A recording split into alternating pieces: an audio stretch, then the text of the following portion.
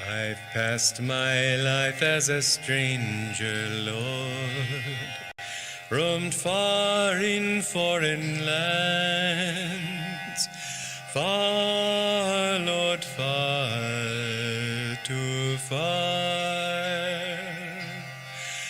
Only he who knows he's far from home, only he, Lord, understands.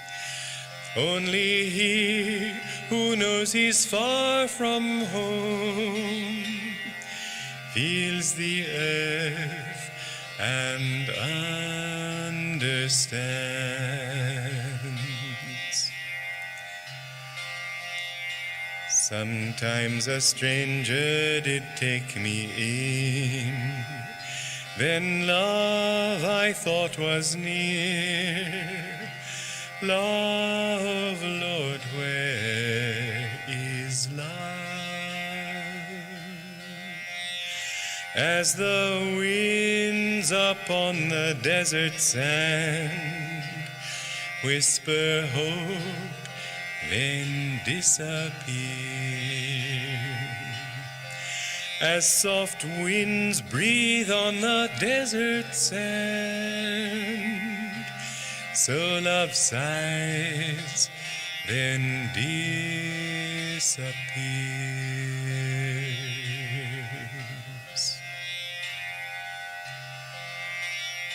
Sometimes a child laughed and I did pause, and dreamed of joys at home.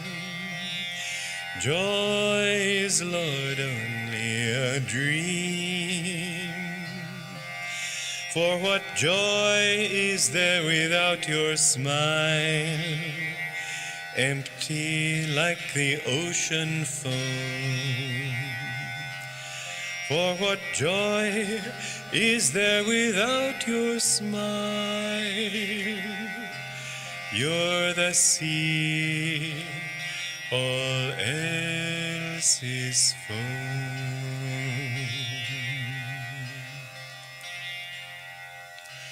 How long must I be a wanderer, Lord? You know where I belong. You know, Lord, yes, you know. Home is where my Lord's sweet presence is. I've grown tired of strangers' songs. Home is where my Lord's sweet presence is. Bless me that I hear your songs.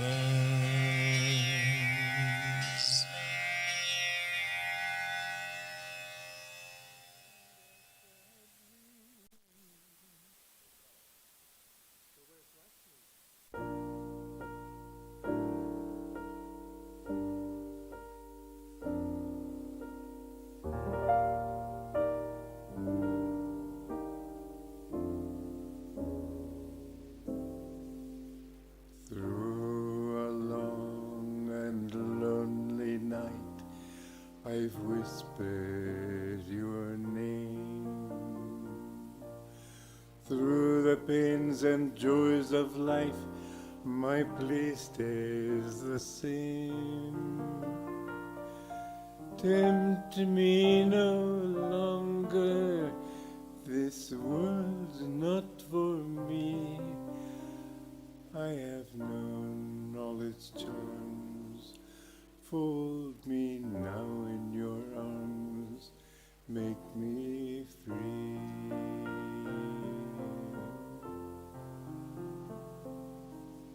Lifetimes have passed, I've called out to you through hope and despair.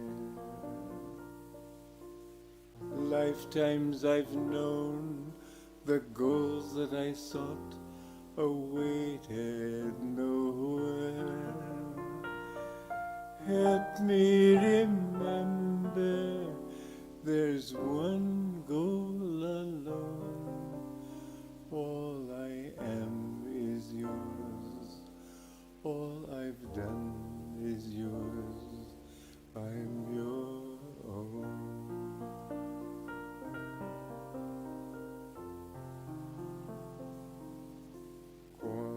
Quante son le vite che ti chiamo, Signore.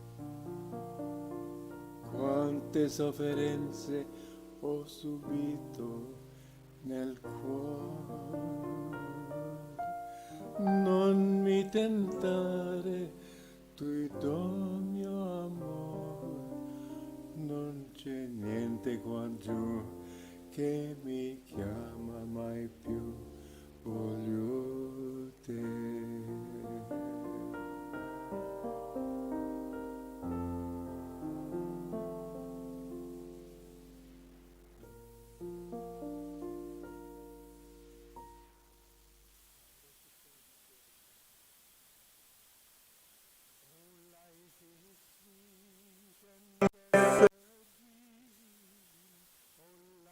Is sweet and death a dream.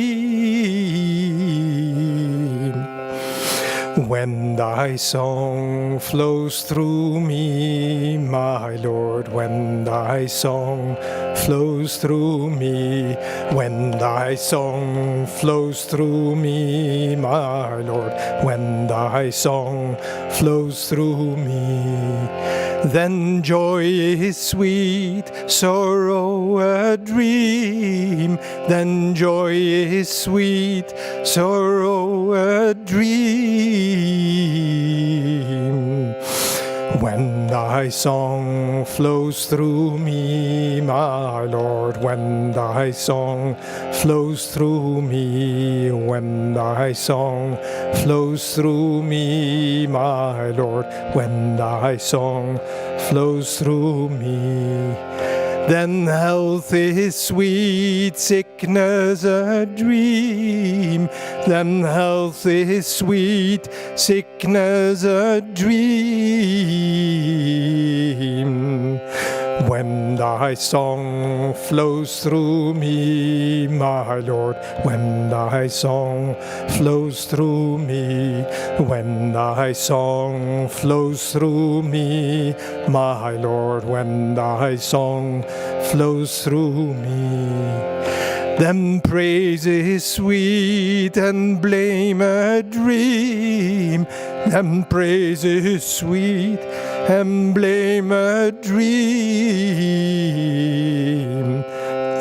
When thy song flows through me, my Lord, when thy song flows through me, when thy song flows through me, my Lord, when thy song flows through me. Oh, life is sweet and death a dream. Oh, life is sweet and death a dream. When thy song flows through me, my Lord, when thy song flows through me, when thy song flows through me, my Lord, when thy song flows through me, then joy is sweet, sorrow a dream. Then joy is sweet, sorrow a dream. When thy song flows through me, my Lord, when thy song flows through me, when thy song flows through me, my Lord, when thy song flows through me, then health is sweet, sickness a dream. Then health is sweet, sickness a dream. When thy song flows through me, my Lord, when thy song flows through me, when thy song flows through me, my Lord, when thy song flows through me, when thy song flows through me, my Lord, when thy song flows through me, when thy song flows through me, my Lord, when thy song flows through me.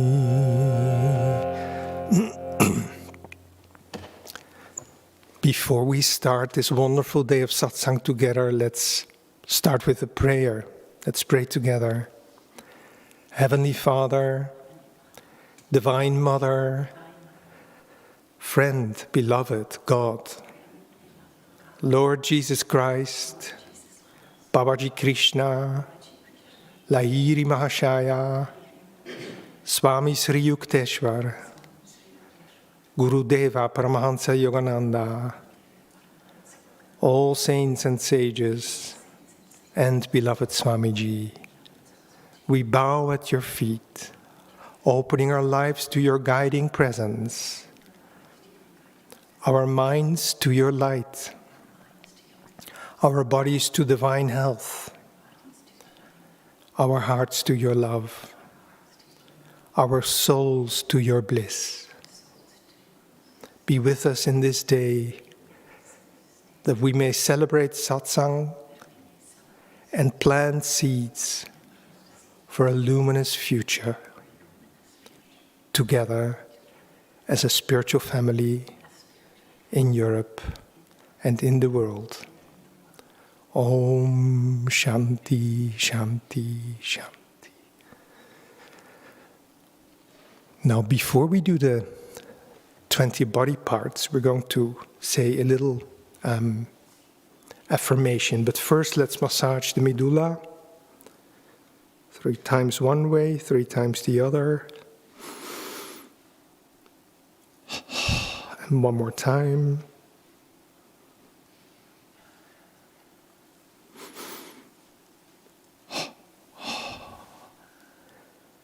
And now please repeat after me.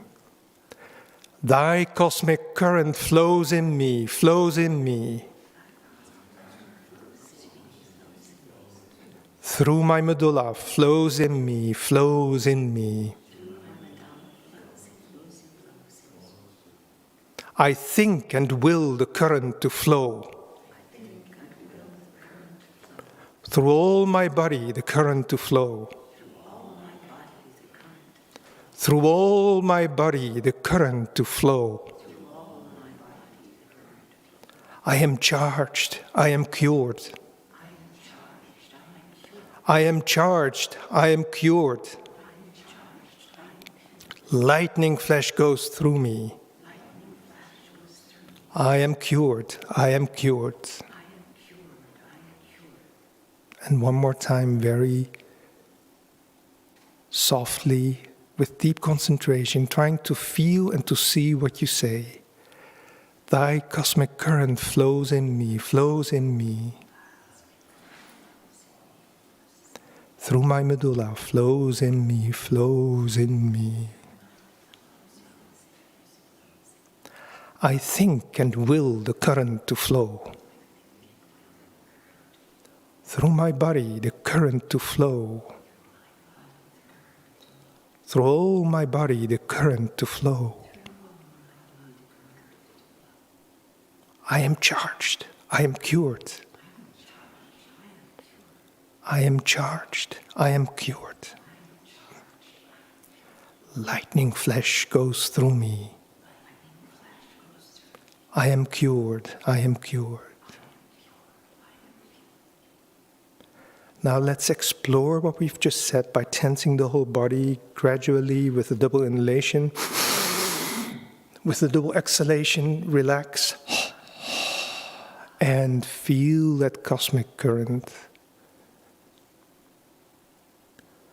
And let's do that one more time. Tense the whole body. And relax. Let's feel the cosmic current in the left foot. Tense the left foot. And relax. Tense the right foot. And relax. And feel. Left calf. Relax and feel. Right calf, feel that you're employing will and imagination as you do this fundamental exercise to explore prana, left thigh, right thigh, left buttock, right buttock. Stay focused, be loyal to your inner imagination. Abdomen, stomach, left forearm, right forearm, left arm. Visualize light, prana, right arm, Divine Mother's presence in our body. Left part of chest, feel the energy healing, not just the muscles, but all the organs, the lungs, the stomach, everything. Right part of chest, tense and relax and feel. Throat, left, right, center, and neck. Now focus at the point between the eyebrow and visualize your whole body filled with prana, and tense the whole body one more time. And relax. Let's meditate for a minute and just enjoy Divine Mother's presence in every body cell, in our hearts, in our minds. Just relax the heart, focus the mind.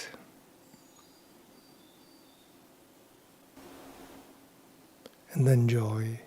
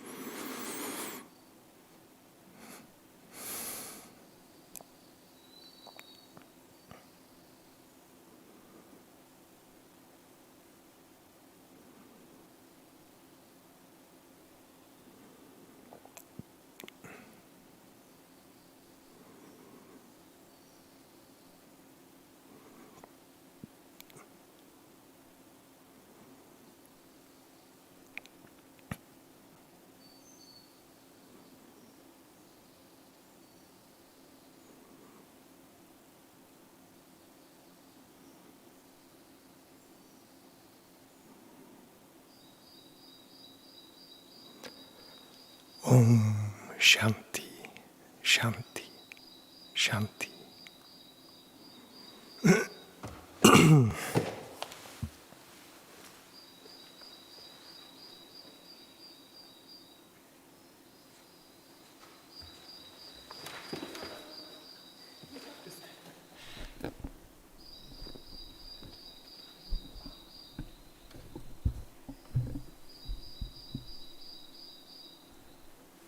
We are strictly following the rules of Italian law, social distancing and everything. So there we are. I'm remembering now many years ago here in this same temple, a day like this, but then people were not just present online, they were here. People from Holland, from the Balkan, Serbia, from Russia, from Spain, from Germany, many different countries. And Swamiji was here, Swami Kriyananda was here, and it was a celebration like the one we're going to have today. We have for many years felt that we looked for ways to stay connected with our spiritual family outside Italy. And of course, for many reasons, it's a little bit more complicated. In a way, our Guru Bhais in the United States and in India have an easier task because there's only one language, it's English. And in Europe, we have all these different languages, of course. And also, Italy is spiritually maybe the heart of Europe, but it's not geographically the center of Europe. I once read somewhere that the center of Europe is somewhere in the Baltic states, like one of the three Baltic states, maybe Lithuania or something, the geometrical center. But now, this new situation that the world is in has made it, in a way, easier for us to seek connection with you all. We were always so taken, of course, by our wonderful guest retreats where we serve many guests, thousands of guests every year, including people from other countries, of course. And that would, of course, take away a lot of our resources. And now the guest retreat had to close. I'm sure it's only temporary.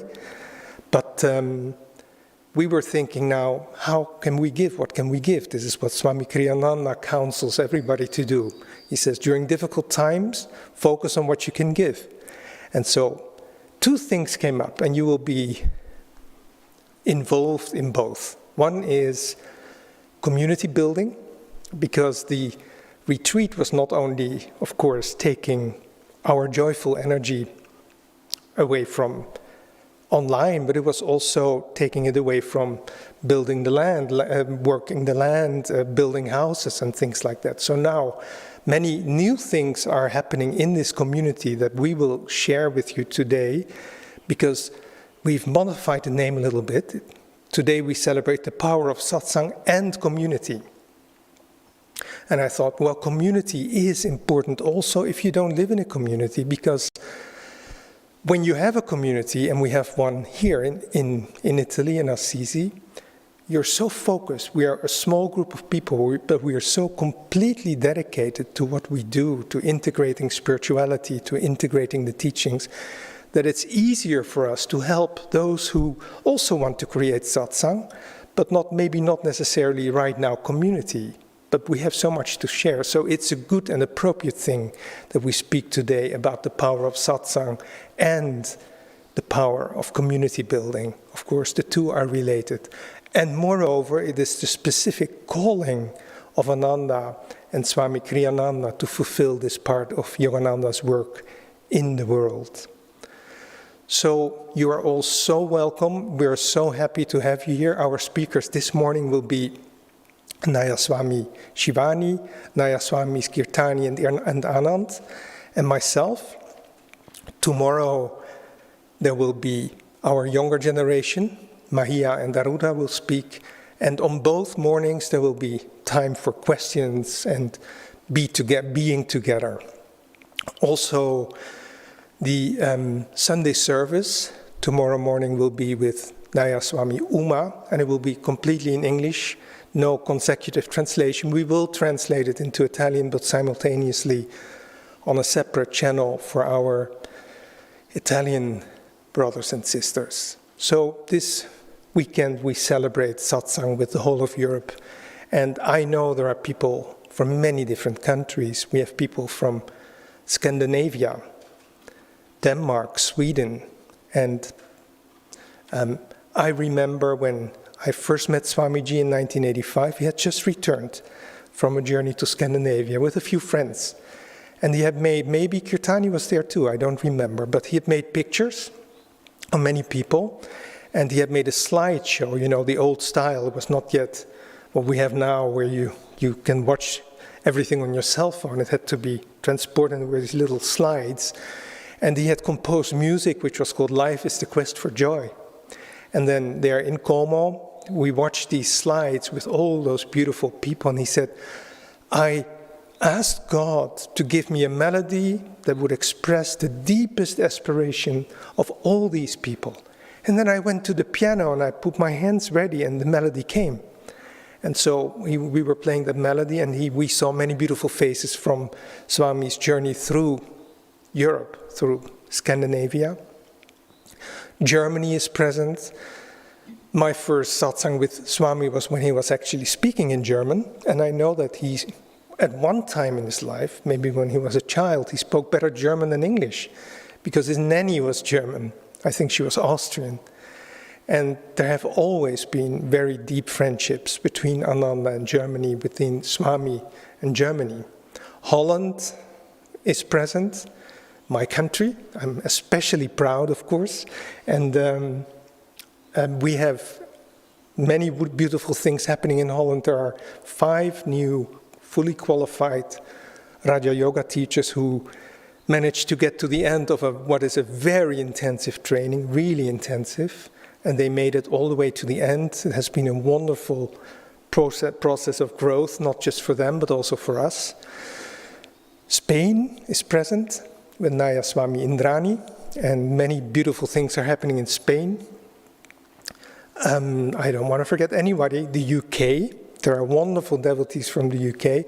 I've been traveling there, and I know that people feel touched by Master's presence, and they want Kriya Yoga, and they want this type of lifestyle. Israel is present. I've always felt Israel to be, yes, geographically a part of Asia, but culturally and spiritually also very connected with Europe for many obvious reasons. Am I forgetting anyone? No. Russia, our Russian brothers, and Serbia.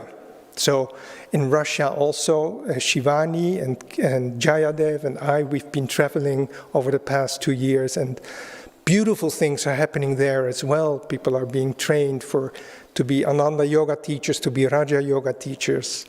And people are also there trying to build community, actually. And in Serbia, we've been to Serbia and Belgrade. The Balkan has always been very fertile soil for spirituality, and in Belgrade there's a beautiful Ananda center. And gosh, I hope I'm not forgetting any country. USA and India. The USA. Thank you. So there are even people in the USA, I suppose, on the East Coast, not on the West Coast, because on the West Coast it would be a very weird time right now, somewhere in the middle of the night. And people from India are also tuning in. Tomorrow, at the end of Arudra's and Mahia's talk, I will give you some more information about our online activities. So stay tuned, stay connected, of course. And also, this is just for now a little announcement that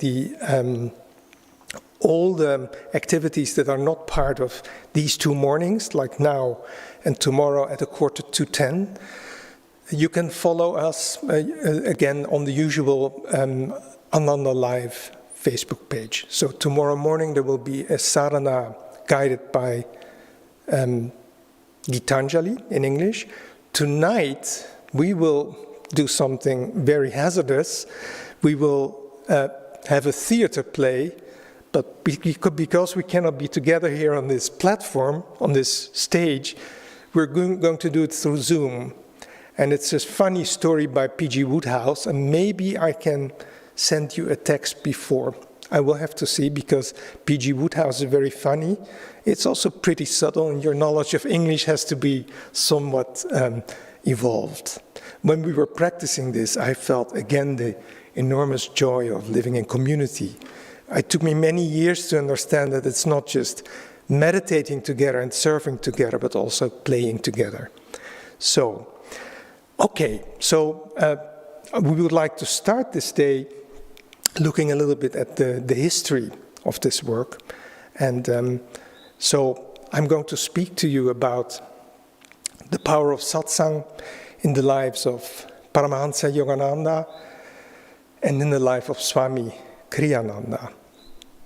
It is important to remember that when 100 years ago, Swami Yogananda came to Boston, the first thing he did was looking for people, fishing for potential disciples who were destined to be with him in the work.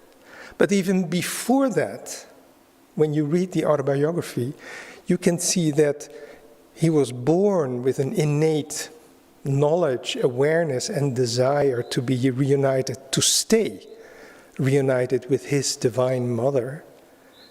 But at the same time, when he was going through the streets of India and he had this sea of humanity, he says he was always looking for his guru. That turned out to be years later, Swami Sri Yukteswar. And you know, this is very good news for each one of us, but the guru, of course, is the supreme satsang. It's the best satsang you can get. But when we study Swami Sri Yukteswar's little booklet, so difficult, but sometimes so heart-opening, you find at a certain point that he says that only when man's devotion, when man's heart becomes pure, can he win or attract the company of a Satguru, of a true guru, a true teacher. Now, most of those who are watching, maybe there are people who are with us now who are just exploring still, they're seeking. But we know that many of us who are now with us already have felt that Yogananda is their guru. So what does this mean? It means that we are pretty evolved spiritually, otherwise we wouldn't even have this guru, you know.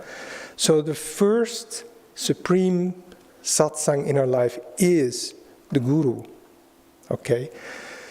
When Yogananda came to the West, he first named the work that he started Satsanga, okay? And that meant that he immediately started delegating work, service, and responsibility to other people. He started to involve people.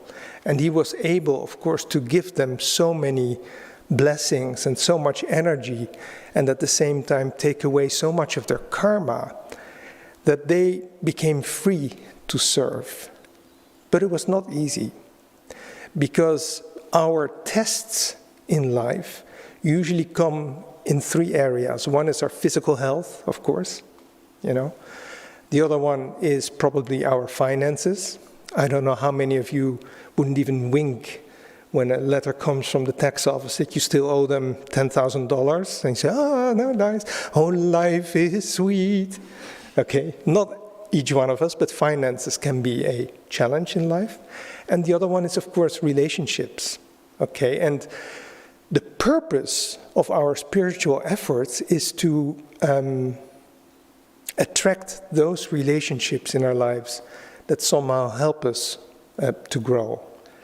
But Divine Mother will not give it to us freely. He didn't even give it to Master freely, and as we shall see, he didn't give it to Swami freely.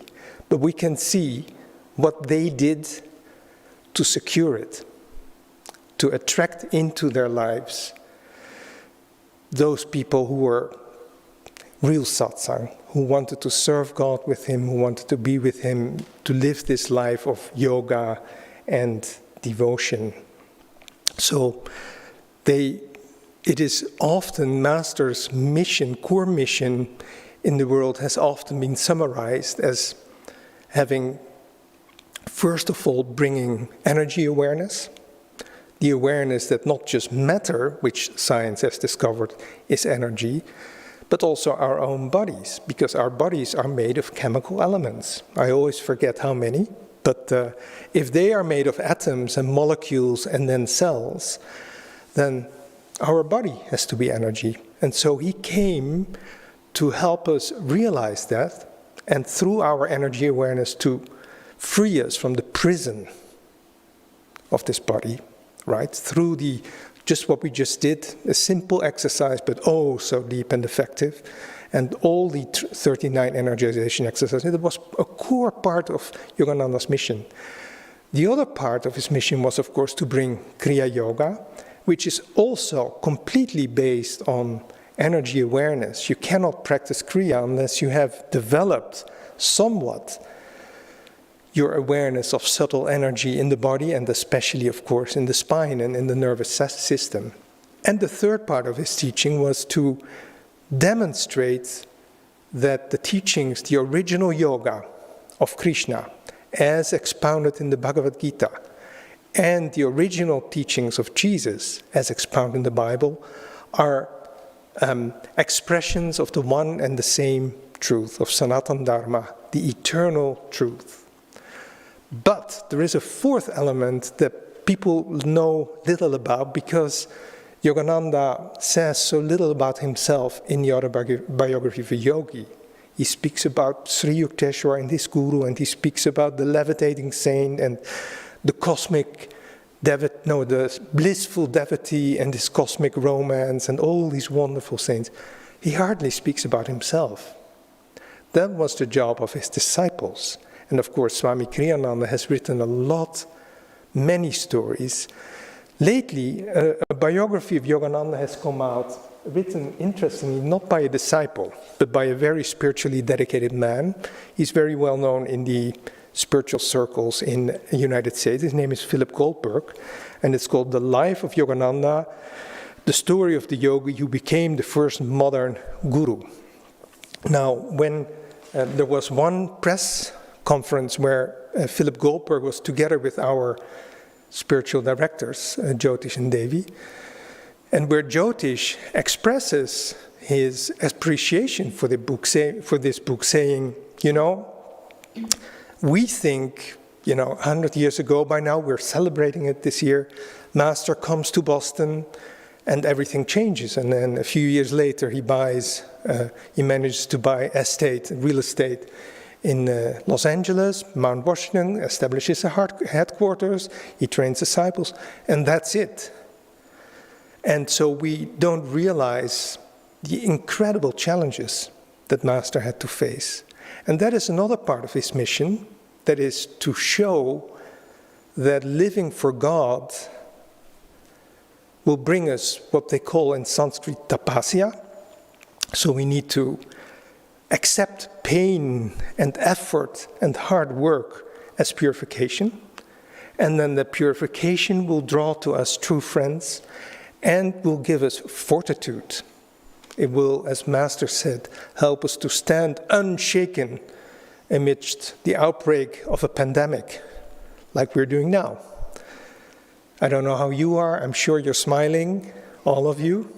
It's possible to still smile. Nature is celebrating. It's very easy to look at all the positive sides to this, what is happening here, without, of course, praying and doing whatever we can to help alleviate people's suffering, emotional and physical. So let's have a look at what challenges Yogananda had to face, and then we'll look at a few challenges that Swami had to face, and they all had to do with satsang.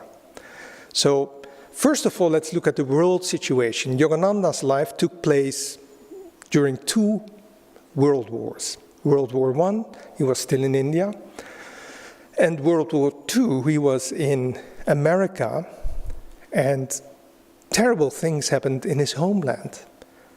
Thousands of people were dying in India. Calcutta was heavily bombed. People were dying from hunger in India.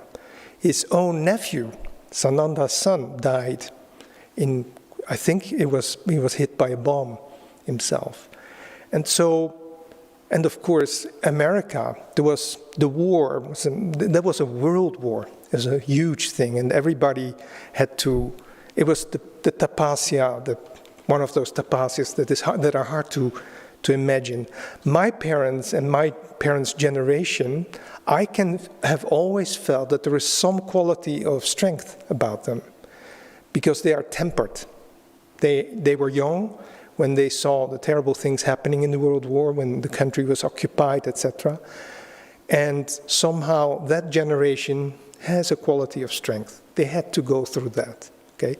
Then, on a world level, in 1929, on Black Thursday, it was Black Tuesday, I think, somewhere in, I think it was September, Wall Street crashed. I'm getting a correction here, thank you. It was somewhere on a Tuesday in October 1929, Wall Street crashed. And a depression, an economic depression started that went on for at least 6 years, okay? And Swami Kriyananda describes it in The Path, but financial challenges to Yogananda's work were tremendous. And you think, an avatar, a yogi, he can go into samadhi in an instant. Well, he had to dedicate a lot of effort just to keep the boat floating, He had to travel all through the United States, give lectures, send the money to the Mother Center. And still there was a period when people then his satsang was already there. He had a few, not that many, a few disciples who were destined to remain loyal to him until the very end, and who are still loyal to him today, I'm sure. But many people were just, as is normal and natural, they came and then they left and they say, oh, that's funny, let me try it. And then, well, that's funny too, let me try that. And that's also what happened. So at a certain point, he did have Mount Washington, the headquarters, and he had bought it, but they were still paying the mortgage, which was a heavy load on their shoulders. And at a certain point, they had to eat what they themselves were growing. And that's interesting. We'll talk about Anand, we'll probably talk about that later on. So he then was a very magnetic leader for those people. He would just, keep the spirit high. He was also aware of the drama, sensitive to the drama. He said, this is part of the reaction of darkness to the light. And he besieged the Lord for deliverance. But at the meantime, he kept the spirit high.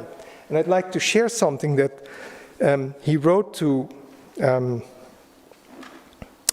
Gyanamata, Sister Gyanamata. Let me see, that is page, just a second.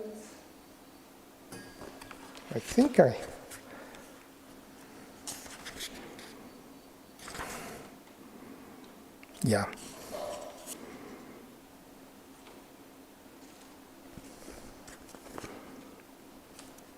Okay, I think I can't find it right now. My notes tend to be a little bit messy, but I can quote to you from memory, because those words, they stay with you. He wrote to his beloved disciple, Sister Gyanamata, saying, we may have to go through experience of poverty, part of life. But we must never think ourselves to be poor. We are rich with infinity, with all the treasures that God owns are ours as well, and we must never lose our awareness of that. So those are tremendous words for a person. Let's now not think of a big avatar, a person who was starting a great work and he didn't even know whether he was going to be able to finish it, to plant the seeds for future growth, because the very survival of what he was doing was still at stake. Another big challenge was in his more personal life. He invited 2 of his friends from India to come and help him, and they both betrayed him. And this is a very interesting story. Of course, he needed satsang. He was at the beginning of his mission, and he realized that he could not make it, that he needed help. So he invited a childhood friend of his from India to come over and help him. And that friend did help him, and they worked together for a few years, but then he lost his loyalty, and he actually sued Yogananda, took him to court for money, of course. When it comes to these kinds of things, money always becomes the big thing. And when Yogananda was about to leave for India, that's when the lawsuit started. So he was in India. You can all read it in Autobiography of a Yogi. He was visiting his guru. He was giving satsangs like 724, all the time. And in the meantime, he had to write to people and instruct them in America how to deal with this terrible lawsuit. It was not just when his friend betrayed him and left the work and became his own guru, it was not just a practical challenge, it was an emotional challenge. Because masters, if they don't have emotions, they're not human. And they have to be human because they speak to us. And we have emotions, so we need masters to be fully human, and they are. And he said, my best friend has betrayed me, and he went to Mexico, and nobody knew whether he was even going to come back. They knew that Mexico was a lot more like India than the United States. And he said, with a heavy heart, I'm going to Mexico. Okay? And eventually, Divine Mother did bring him back. He spent, even in Mexico, he still lectured, and he still met the president of the country, but he also spent many, many hours, of course, in Samadhi bliss. And he wrote a beautiful cosmic chant which says, "My Lord, I will be thine always. Devotees may come, devotees may go, but Lord, I will be thine always." He wrote it on that occasion in Mexico. And that is a very powerful song because it helps us to understand something.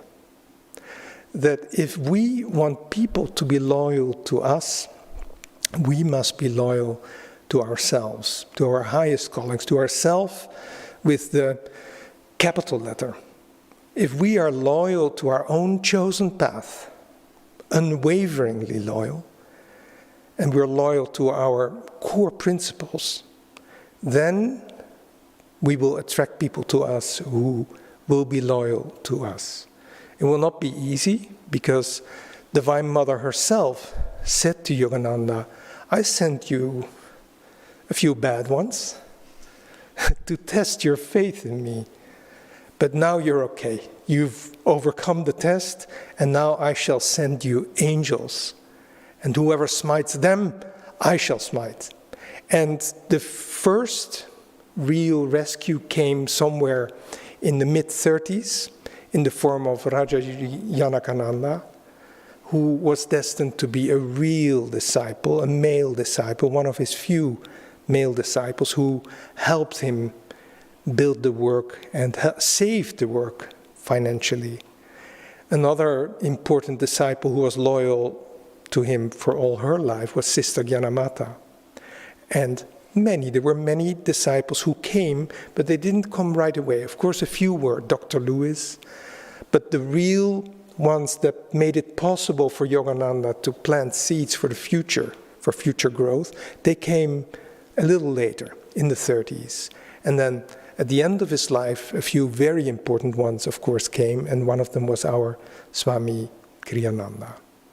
So what can we learn from this is that we should not be afraid to be alone, because our idealism can also produce loneliness. Not everybody is ready for that. Not everybody is interested in that.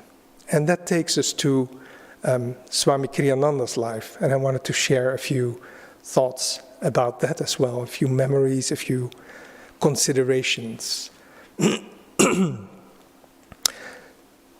Swami Kriyananda had to go through periods of intense loneliness.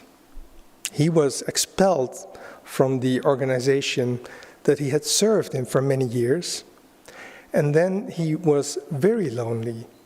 And of course, because he had lost what he thought, he had lost his own Guru Bhais. But he too, he was able to build Ananda. I think the secret of it, the core secret that gave him the power to build Ananda, and thanks to that we are here now together, is also that he stayed loyal to his own discipleship, to his own core mission.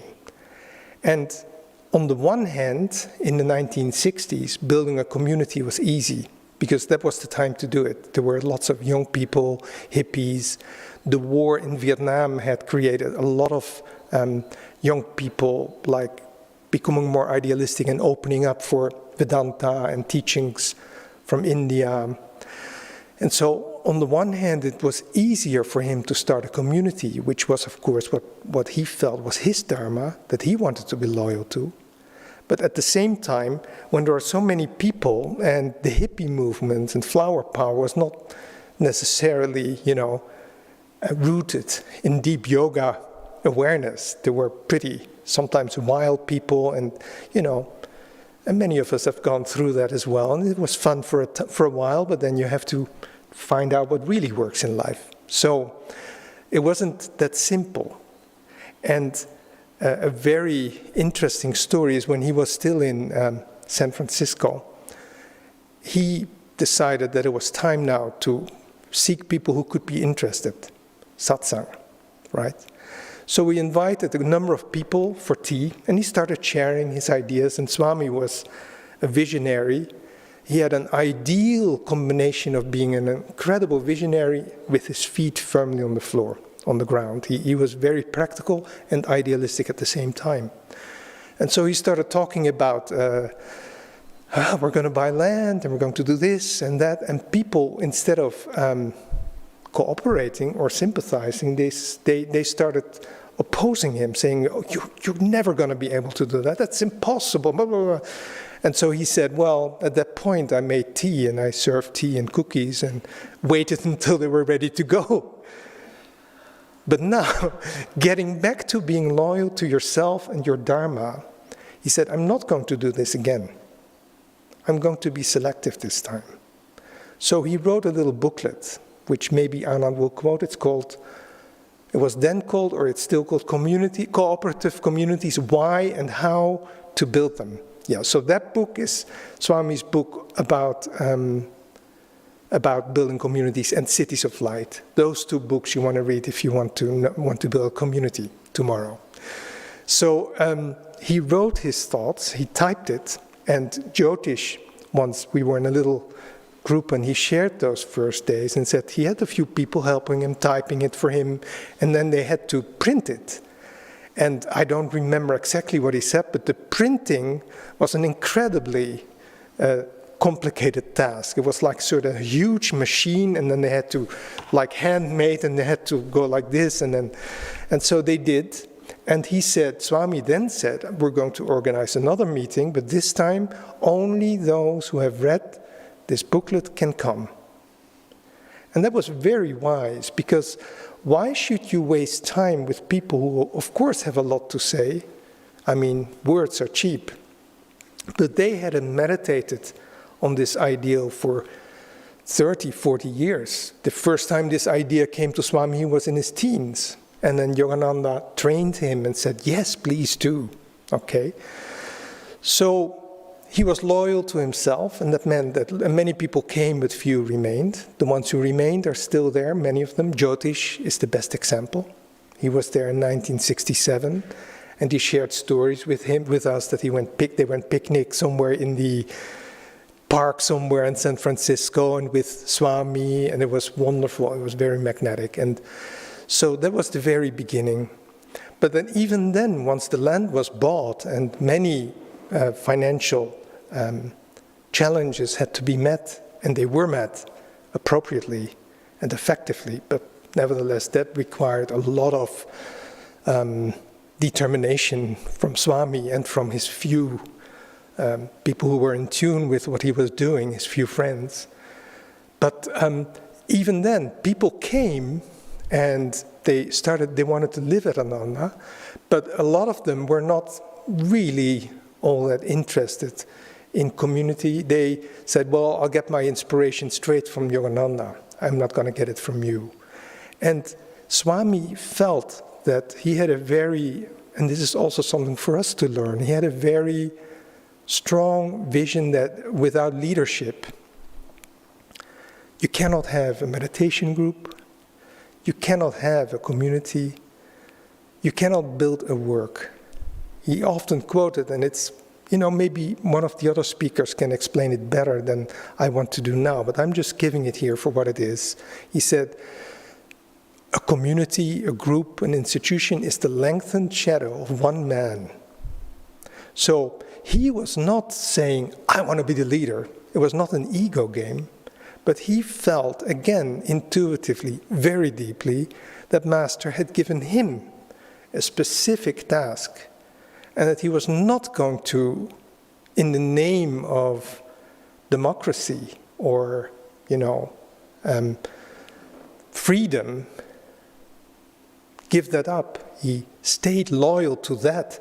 It made it more difficult for him. It didn't make it easier, but he was determined. So at a certain point, what he did was he started, of course, giving a lot of energy to those people who were either already on board with him or who were sincerely trying to understand. And he gave them friendship, he gave them time, he gave them energy. And gradually that built like a strong core of people. Now look at the practicality of his leadership.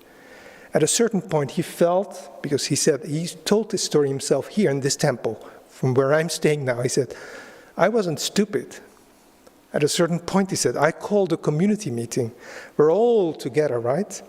But at that point I had made sure that the core, that the satsang, the power of satsang was strong enough to win over those who didn't really want to do what I wanted to do or what Master had told me to do anyway.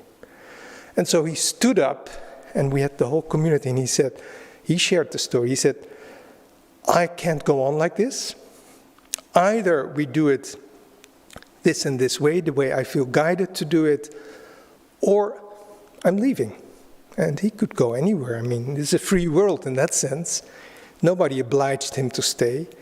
And then some people, I'm sure Shivani must remember it, but some people stood up and they said, look, he's leaving. We can't let that happen. And then other people said, of course he's not leaving. No, he has to stay. And then all of a sudden, the core strength of the community, of the group, started to flower and to blossom. And, you know, then the other people either attuned themselves to what was happening or they left. Because negativity, Swami often said, doesn't have any cohesive power. To create positive energy together, that's very difficult. We all agree. I mean, sometimes it's just easier to follow the subconscious mind and to gossip a little bit here and to get a little bit angry there and to take a little revenge there and to feel a little hurt here. That doesn't have any cohesive power and it doesn't take us anywhere. That's just the subconscious mind. Real spiritual growth is when we accept that we have to create positive energy. Okay? So Swami was looking and creating satsang all his life. When he was in Europe, I still remember when I first met him, it was 1985 and it was not easy. It's never easy, by the way, to meet a person who's so much ahead of you spiritually. He poses like a big challenge, and he did that, especially with the younger people. I was 24, and he was speaking, like I said before, he was speaking in German, but then he said, it just takes a little courage. I had already felt what made my love for Swami. I loved him before I had ever met him, but it was not a love that I loved the person. I knew why I loved him. I loved him for what he was doing with his life. I loved him for his loyalty to his guru. I loved him for his untiring effort to help other people with what he had received. And I loved him for his ability and his determination not to live by ego, but to live by a deeper type of inspiration. And that's what made me love him, even before I had met him. And it has always stayed like that, because when there is ego, there is a stop. Okay, you say, okay, I love this person very much, and then the ego gets sort of in between. My ego or his or her ego, doesn't matter. It's a principle, it's a universal principle. And Swami Kriyananda, was a very philosophical man as well as a very devotional man. He just said, ego is a principle and I don't want to follow it. I want to follow my guru. And so that was the secret of how he was able to build Ananda.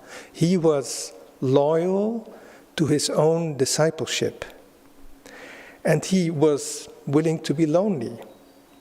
In fact, there's one song that he wrote that is one of the two core songs of Ananda. One is, many hands make a miracle, and that's a beautiful song. But the other one is, walk like a man, and it says, walk like a man, even though you walk alone. Why court approval once the road is known? Let come who will, but if they all turn home, the goal still awaits you. Go on alone. Now, isn't that like a little bit of a paradox? We're talking about satsang, and we're talking about going on alone. Not really. The loneliness that Swami speaks about here is not loneliness, it is the power or the determination to be rather lonely than to not live according to your highest calling, to your own dharma. And that's what this song so beautifully expresses. And that's what Yogananda's life expressed. The greatest blessing, Yogananda's life was possible only because he, of course, could not but stay loyal to his own mission and what he had come to do. And that, after a lot of, again, tapasya, austerity, challenges, heart pain, heartache, made it possible through, in time, to attract the people who could help him build the work. And Swami Kriyananda did the same. And he's still doing it. He's still here with us. And he's still guiding us. He's guiding me. He's guiding you.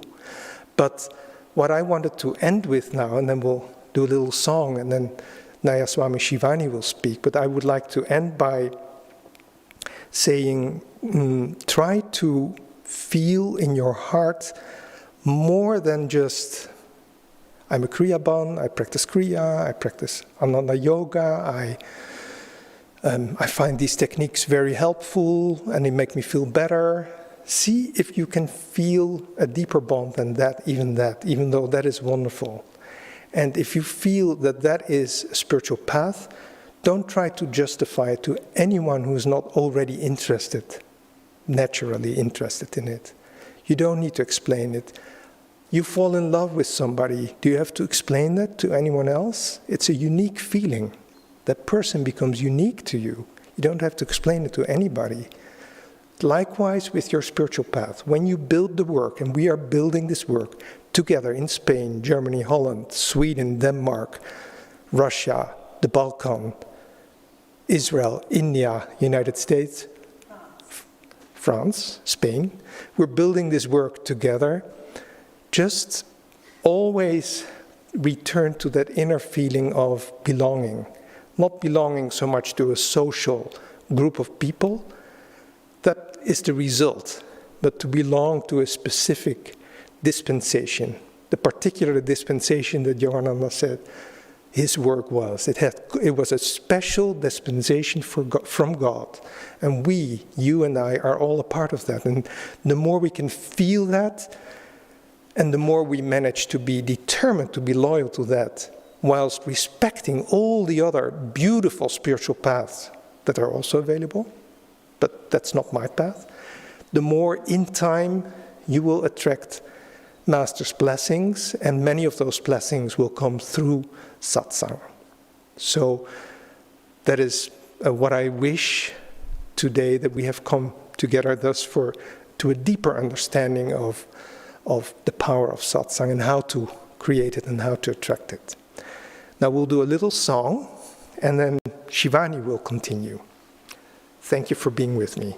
And oh yes, please feel free, even from now on, to type in a lot of questions, because we will have time the last 30 or 40 minutes just to listen to you and answer your questions.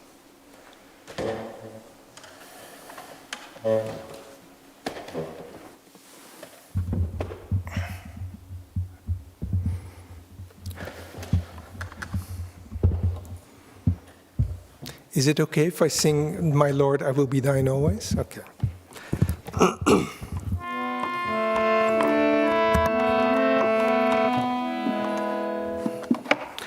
My Lord, I will be thine always. My Lord, I will be thine always. I may go far, farther than the stars. I may go far, farther than the stars. But I will be thine always. My Lord, I will be thine always. Devotees may come, devotees may go. Devotees may come, devotees may go. But I will be thine always. My Lord, I will be thine always. When I die, look into my eyes. When I die, look into my eyes. They will mutely say, I will be thine always. My Lord, I will be thine always. I may go far, farther than the stars. I may go far, farther than the stars, but I will be thine always. My Lord, I will be thine always. Devotees may come, devotees may go. Devotees may come, devotees may go. But Lord, I will be thine always. My Lord, I will be thine always. When I die, look into my eyes. When I die, look into my eyes. Mutely they will say, oh mutely they will say, I will be thine always. My Lord, I will be thine always. My Lord, I will be thine always.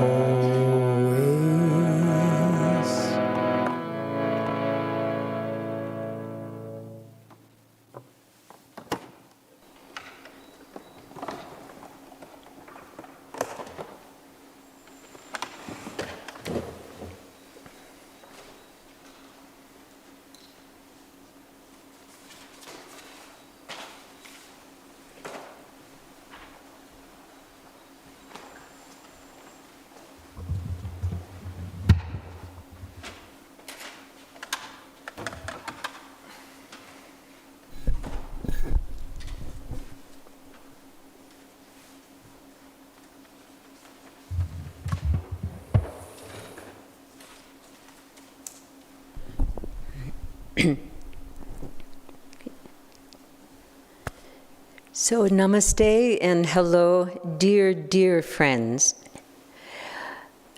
We were wishing that we could be together in a physical way, but we're together in this way, telepathically. And this is what Master always said about our attunement with him and with each other, that it needs to be in this way. Darshan has been talking about the power of satsang, and in a way, we're having a global satsang, or we could say a global shared experience, which is possibly the first time in human history, or at least human recorded history, where everybody on earth is sharing the same experience. Darshan talked about previous wars, and that experience was shared by many people, but not on a global level. And the experience that is being shared, on one hand, is one of suffering. So it's not really satsang, which is the communion with truth, but it's something that is being shared right now. And we are being told that this suffering is being caused by something called a virus, a coronavirus. But that virus is not the cause of our suffering. It is actually the result of our suffering. Okay? It is the result of human darkness, okay? Of untruth, of greed. And these mental, demonic poisons have caused this experience that we are sharing. The true battle that's going on today is not against the virus, but it is light against darkness. And I would like to read to you briefly an excerpt from one of the books that Darshan mentioned, and that's Cities of Light. In this book, Swami says, "The true warfare of modern times is that which rages between darkness and light. The truest weapon in this warfare, for those who would help the light to win, is the offering of one's heart and soul to be a channel of light." And he continues, "To draw God's light down to earth, pure hearts are needed, devotees whose will it is to live in the light. Even as squalor attracts negative energies, so outward harmony and beauty attract godly energies. Man cannot create heaven on this earth, for heaven is in God.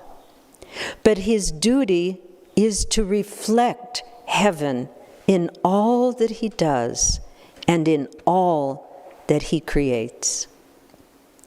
And this is the subject of my sharing with you. How can we be channels for the light? I'd like to mention one other thing. It's very much in people's minds, some people's minds today, about conspiracy therapies, conspiracy theories, okay? And this is part of, what should I say? I don't believe in conspiracy theories, but I do believe in one conspiracy theory. And that conspiracy is the conspiracy of Satan, of darkness, of his denizens. And they have pervaded the minds and hearts of human beings on earth.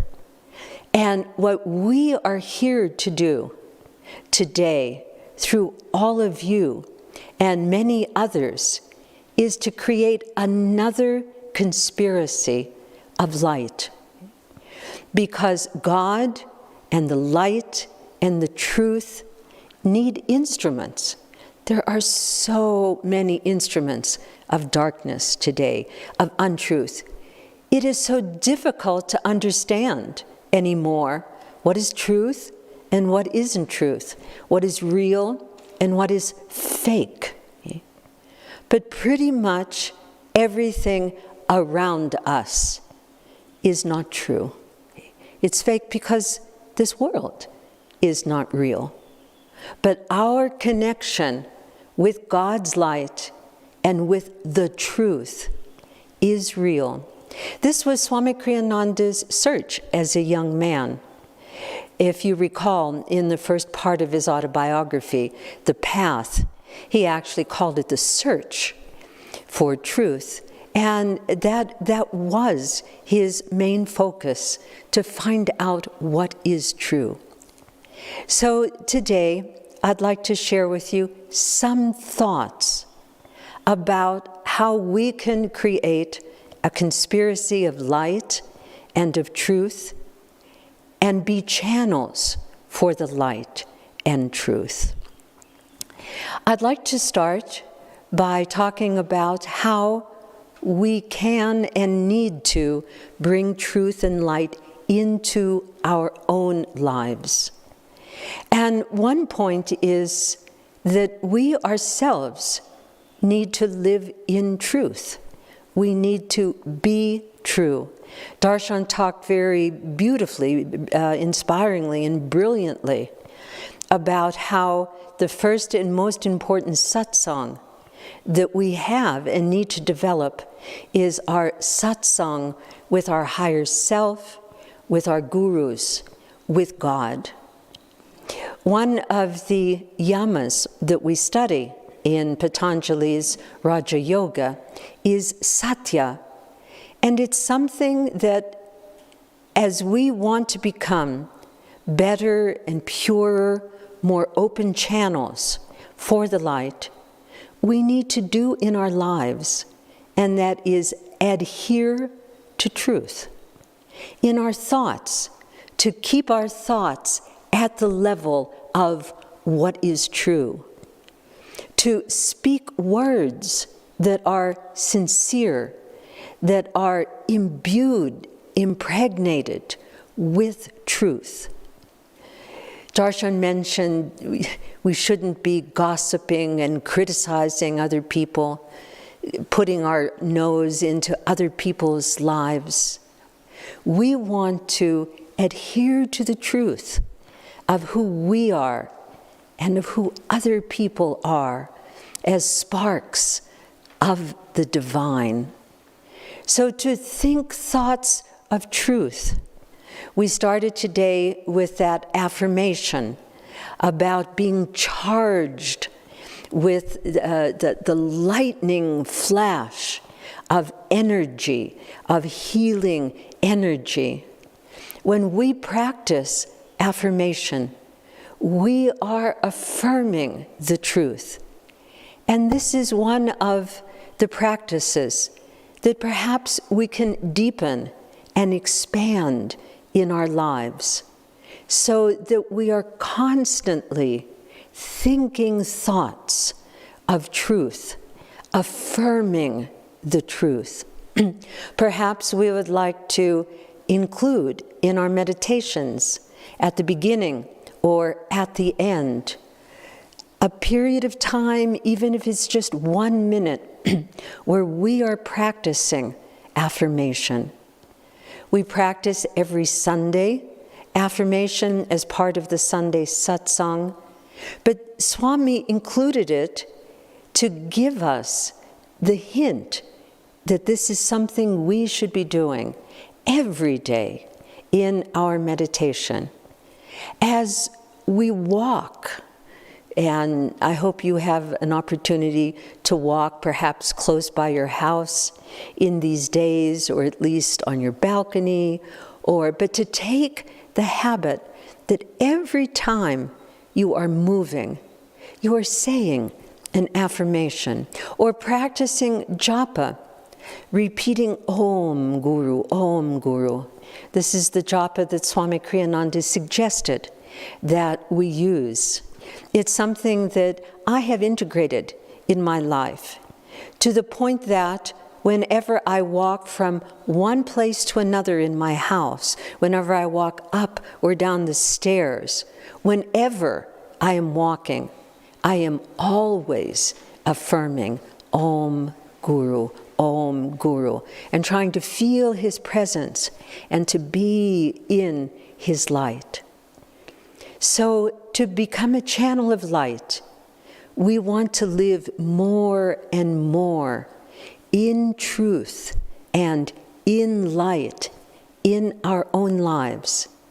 And at the same time, not to permit the darkness of negative thoughts about life, about other people, enter into our consciousness. Let us realize that every single time we entertain negativity, worry, fear, judgment, criticism, every time we permit those thoughts to run through our minds, we are part of the conspiracy of darkness, the conspiracy of Satan. And that's how that dark, evil force enters into people's minds and begins to pervade this whole world. And that is exactly what has happened. So we don't want to be reading, to be listening, to become spokespeople for negativity and for darkness, but to constantly affirm the light. Doesn't mean to ignore what is happening, to be ignorant, to run away from it, but to realize that it's part of the Leela, and it's not the part that we want to be channels for.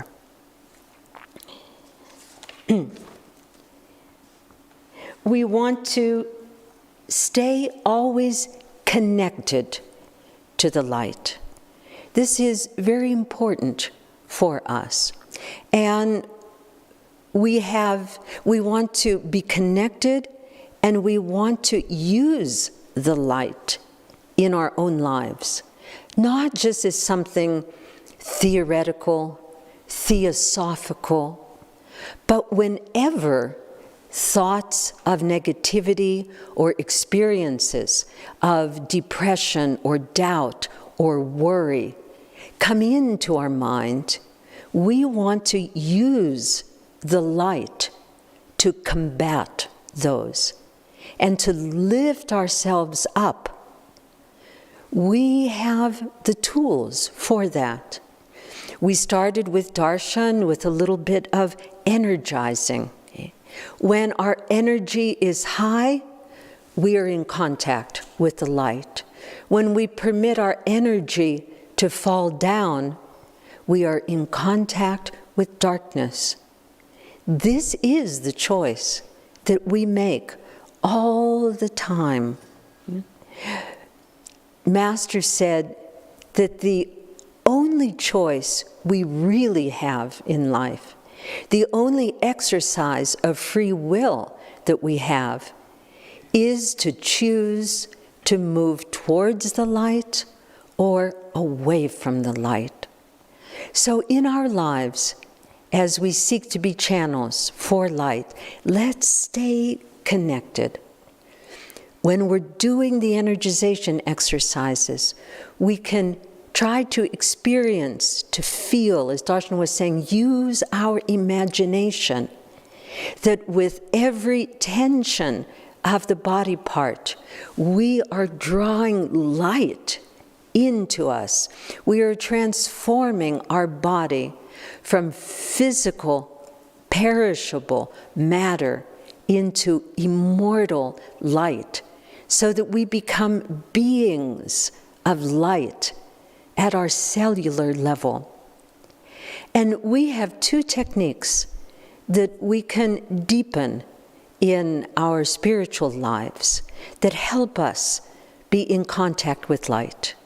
One of them, for those of you who practice Kriya, is Jyoti Mudra, where we take all of our forces, interiorizing them, and focus them in the spiritual eye. We can practice Jyoti Mudra even for a longer time. It's recommended that after Kriya, we practice Jyoti Mudra 3 times. But this is not the ceiling for practicing. None of it is the ceiling. So we can practice for a longer time. I remember once somebody said to Swami, "Oh, I love practicing Jyoti Mudra. Can I do it for a longer time?" He said, "Of course you can." And then the person said, "Can I use my Om board when I practice it so that I'm more comfortable?" He said, "Yes, if that helps you, do that." The other technique is the Om technique, where we are attuning ourselves to the cosmic sound. One time I asked Swami, I said to him, "Sir, I have a difficult time in hearing the sounds in the Om technique, but sometimes I see light. Is that all right?" And Swami said, light and sound are the same thing. It's like thunder and lightning. They're not different. So let's deepen our practice of the Om technique. And whether we're seeing light or hearing the cosmic sound, we are connecting with that inwardly we can't hope to be channels for light, to be sharing something that we ourselves are not experiencing. So let's make the effort, because all of us, we want to serve God, we want to serve our Master, we want to help humanity in this moment. And so let's deepen our contact with the light. We want to practice calmness in our life. It's so easy these days to be blown about, or just like a ping pong ball from one side to the other, especially when we listen to experts or non-experts like politicians telling us, what is real, what's happening, what is going to happen, what the future is. For example, some people will say, "Oh, this virus will die in heat," and other people say, "No, it's rampant even in countries where." And so we're tossed back and forth. But we need to find and maintain every day in our lives our calm center. As Master said, we want to stand unshaken in the midst of crashing worlds. Now, how can we do that? Right now, our worlds are crashing. But have we practiced when the worlds weren't crashing yet in little things? So often, we get out of our center and react emotionally to the smallest thing. I went to the supermarket to buy my favorite coffee. They didn't have it. Oh, I'm so disappointed. I can't go on. I remember Swami telling us he had begun to come to Italy. And I was still living in America at the time. And Swami was telling us a little bit about the Italian character. And he enjoyed it.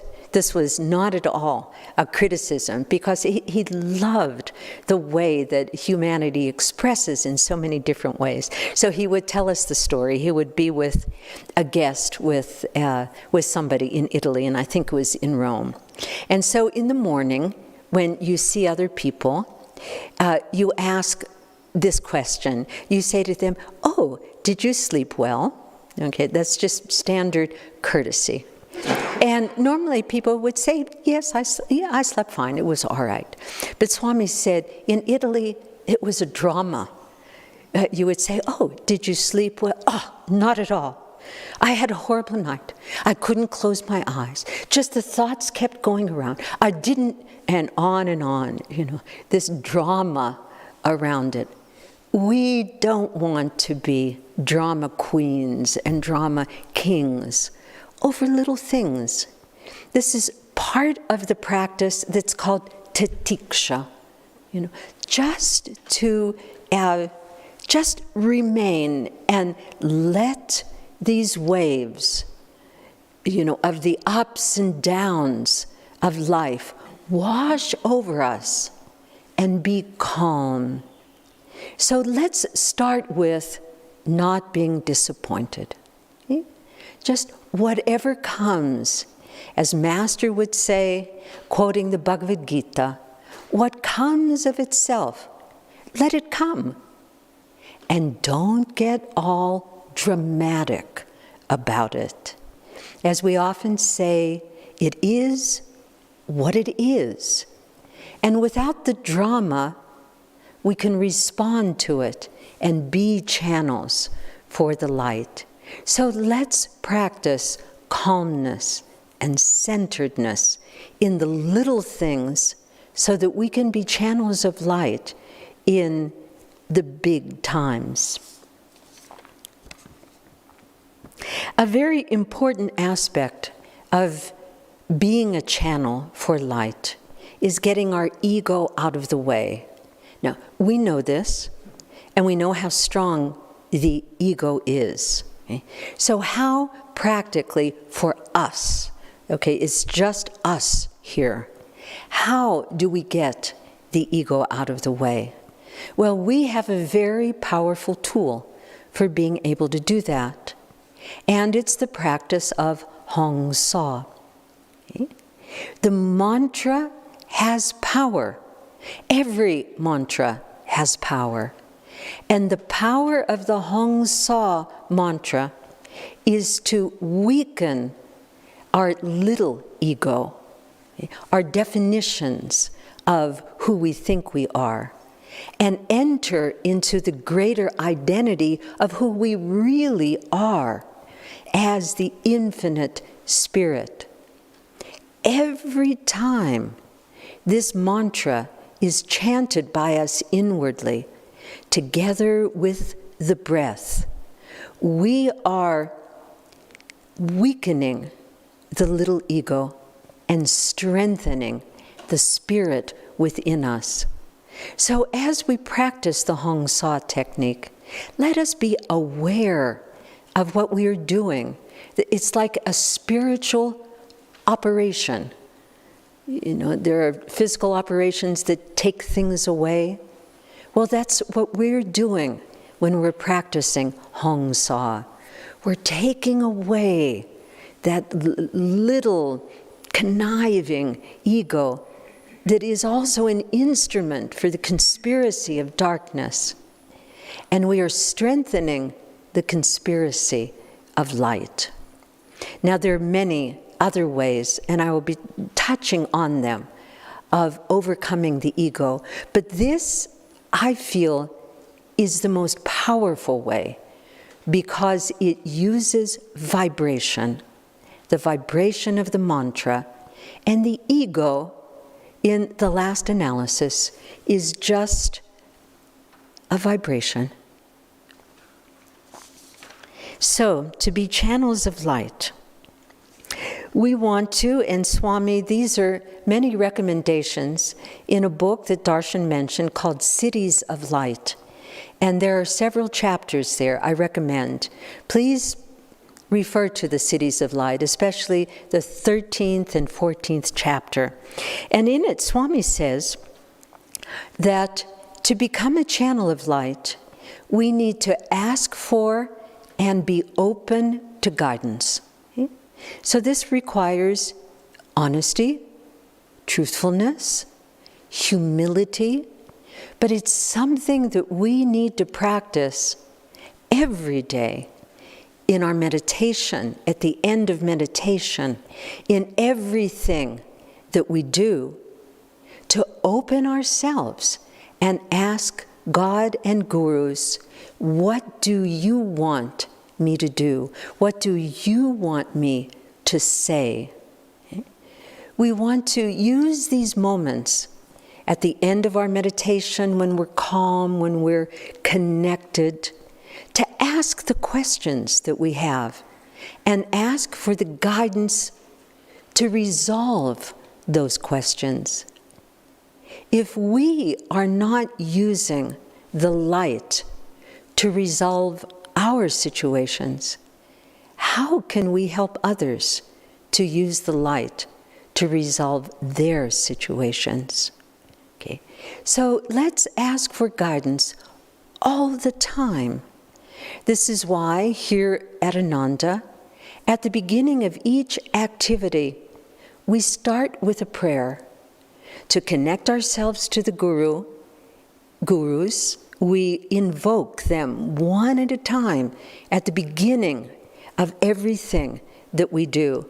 And then we offer a spontaneous prayer, asking that they guide our thoughts, that they guide our understanding, that they guide our communication, and help us to come to the highest understanding and resolution of everything.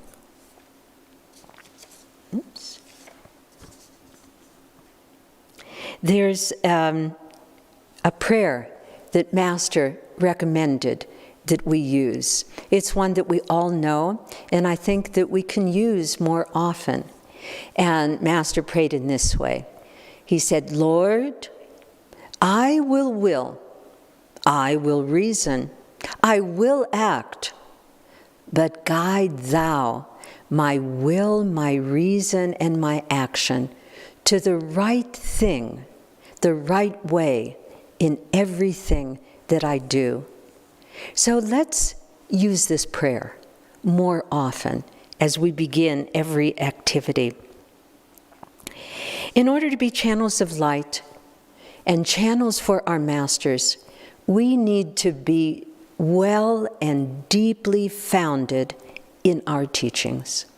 It is part of our responsibilities.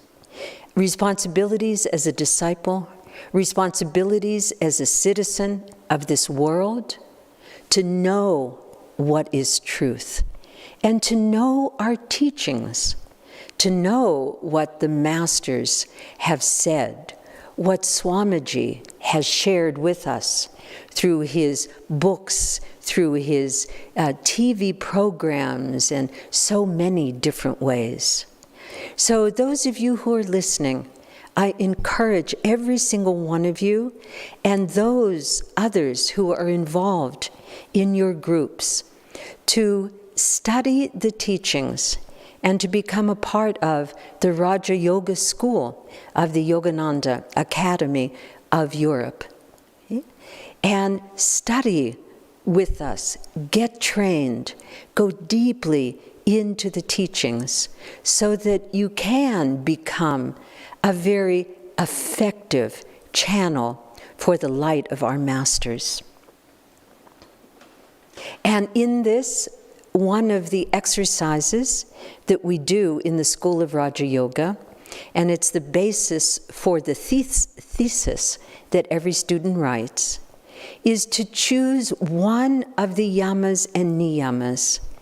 Every one of them is a channel for us to experience truth and light in our lives, and practice that one yama or niyama for the rest of this year, and become aware of your experiences and write them down.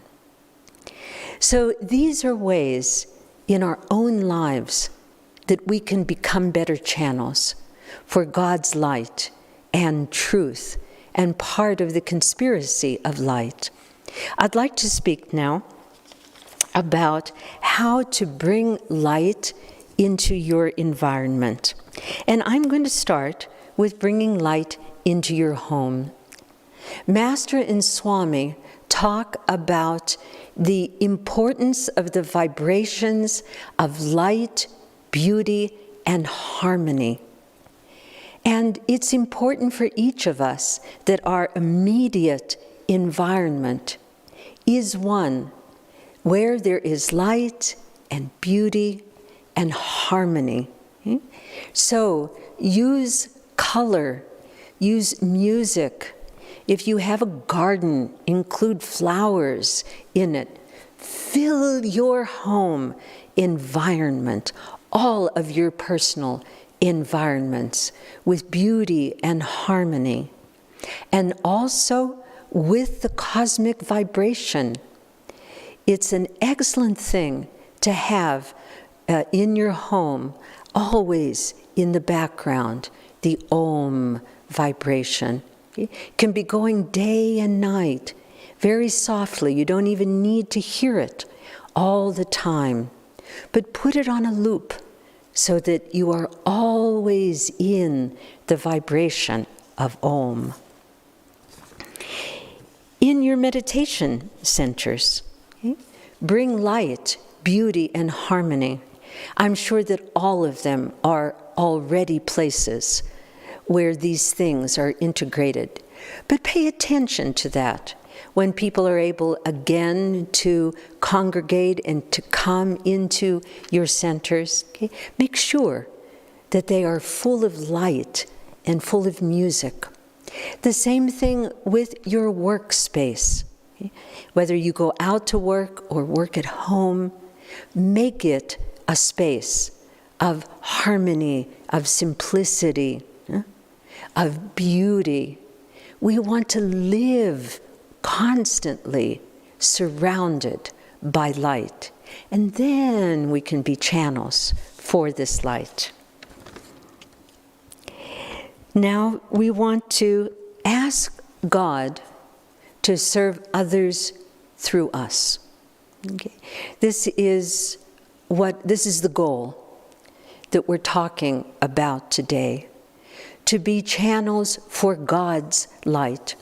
And to do that, we need to understand that through us, it is He who is serving others. Okay? So often, especially when we are very busy with serving, as I'm sure all of us are right now, doing so even more things with our friends and with our centers and all the people associated with them. It's easy to fall into that egoic thought, I am doing so much service. And when we do, oh, I'm tired, I don't have the energy, I can't go on. But to realize that it is God. Okay? He has called us, He has chosen us, okay? And it's His power. So everything that we do, again, we connect with and remember always that it is He who is flowing through us. Like Mother Teresa of Calcutta, when somebody complimented her on serving the poor and the dying, and she responded, I am not serving them, I am serving Jesus in them. And as part of our service, we want to recognize that it is He in them who we are serving. Okay?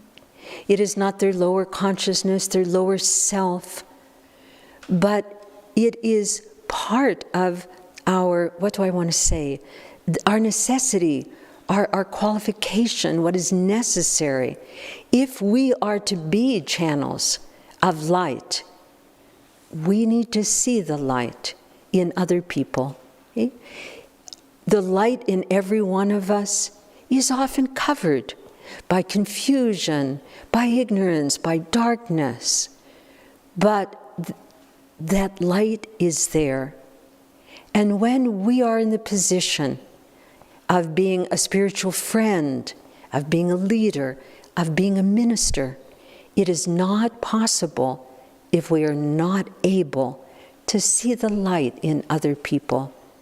So every day, let's pray for all the people who are with us and around us, and pray seeing that light that is in them. And that is part of our service as channels of light, that we do every day pray for all of the people that we know and for this whole world, using Master's healing technique for channeling the light and God's love, God's acceptance to others. And in your classes and in your satsangs, Master said this to his teachers, and I'd like to read this to you. Master said, give them your vibrations. Don't just give them words. Anyone can quote scripture. Anyone can read a book. But when you put your feeling, your vibration into it, that is what will change people. So when you are giving classes and satsangs, prepare the content, of course, but it's so much more than content. It is vibration, your vibration, God's vibration.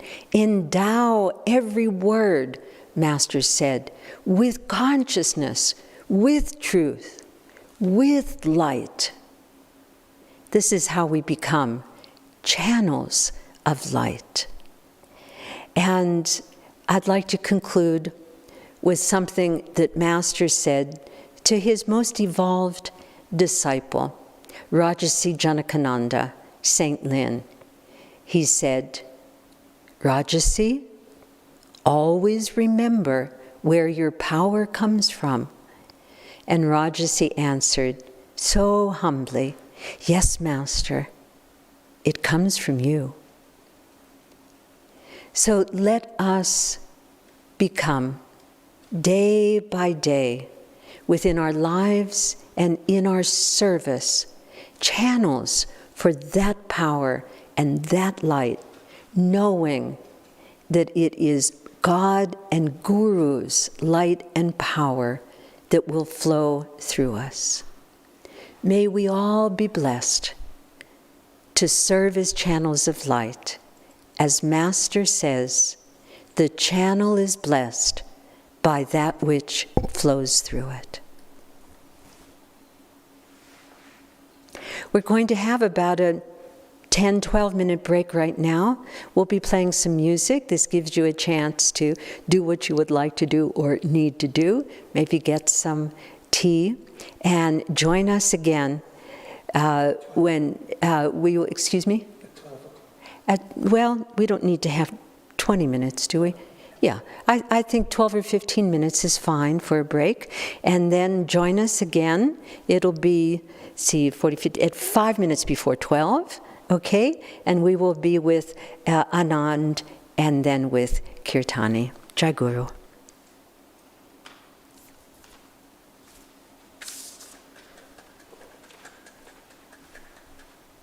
Thank you. Thank you.